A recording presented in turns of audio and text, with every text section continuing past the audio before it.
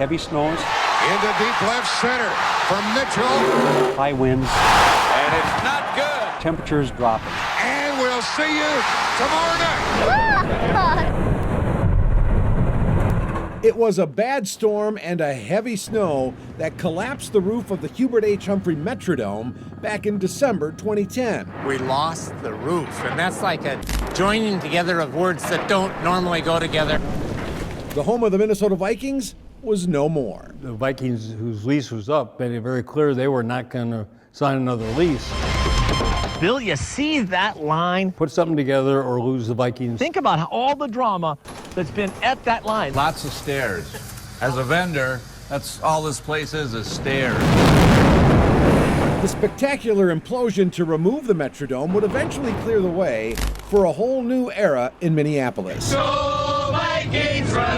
I'm optimistic. I have faith in the politicians. I'm doubtful. But it would not happen before a high-stakes political showdown that started at the Capitol. The old adage, you don't want to see how your sausage is made? Well, tonight, the Capitol was kind of like a meat factory. And the stakes? They still have not started. Well, just the future of downtown. And if we don't come together tomorrow. And the Minnesota Vikings. I don't want to go to L.A. and sign autographs. So it was do it or lose the Vikings, and I sure didn't want that on my watch, and I don't think Minnesotans wanted that either overall. Well, if 7 critical council members wouldn't have taken an incredibly tough vote, we would be looking at a pretty desolate east part of downtown. Samuels? They will need 7 votes. This is an inside look at how that 7th vote, They can't lose even one. the deciding vote, almost fell through at the Minneapolis City Council. There was a lot of opposition to it, young people on both sides of the aisle. The city has no interest in providing any additional support. The cloud of doubt over this franchise. So it was uphill from the beginning and throughout. I honestly didn't think it was going to happen. This is the city's building. Unanimously approved. Go Vikes, baby, come on! I would be damned if I was going to get into another stadium deal and have the bill foot by only the people of Minneapolis.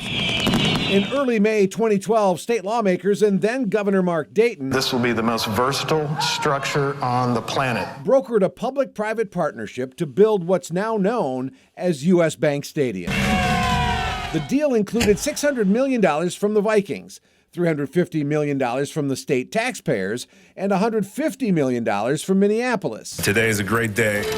While everyone remembers the final $1.1 billion price tag, what you may not recall is that a little-known state law gave the Minneapolis City Council the final say. There was starting to be a lot of resistance to things like this, these big projects. On the city council. On the city council, yep. Eric Forsberg owns Chloe Restaurant in the Canopy Hotel, just a block from U.S. Bank Stadium. There were hardliners that just said no, and they were budging. I think we have to be really careful. At that time, in May 2012, there were only 5 solid votes in favor of building a new stadium. Well, we were depending on Barb to put it through.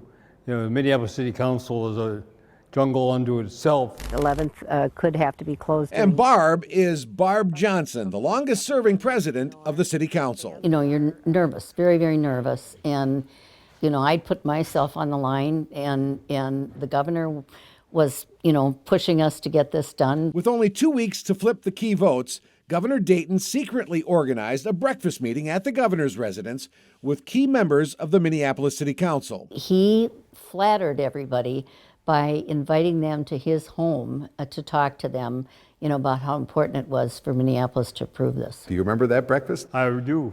I didn't cook it myself, but I hosted it, yes. And the governor's pitch, well, it would create 6,000 construction-related jobs. The latest luxury high-rise, adding 70,000 residents to downtown. Downtown's a cool place to live now. And future development. He's been here pretty much every day for the last couple of weeks. In the weeks leading up to the vote at the legislature, thousands of Vikings fans rallied in favor of the stadium deal inside the state capitol. Did the presence of all those Vikings fans sway any votes on that? Oh, I think it did. I had legislators calling us up at our office who said they were going to vote against it, saying, could you give me a reason to switch my vote? But meanwhile, as Dayton tried closing the deal with the city council, things shifted again. R.T. Ryback was mayor of Minneapolis at the time, and he wanted renovation of Target Center as part of the deal to help keep the Timberwolves in town as well, or the city was backing out. Yeah, there was a very tough meeting in the governor's office that I remember where I pretty much had to say, if you don't let us take Target Center off the city's tax rolls, I'm walking out of here and we're not getting a Viking Stadium. And that could have happened, but I'm glad people saw the light. If you would have walked out without that deal and Minneapolis was off the board, US Bank Stadium doesn't happen. Right. And that means Vikings probably are gone because they don't have a stadium at all. Could be. Ryback in the end got his way, and Target Center was now part of the deal as well.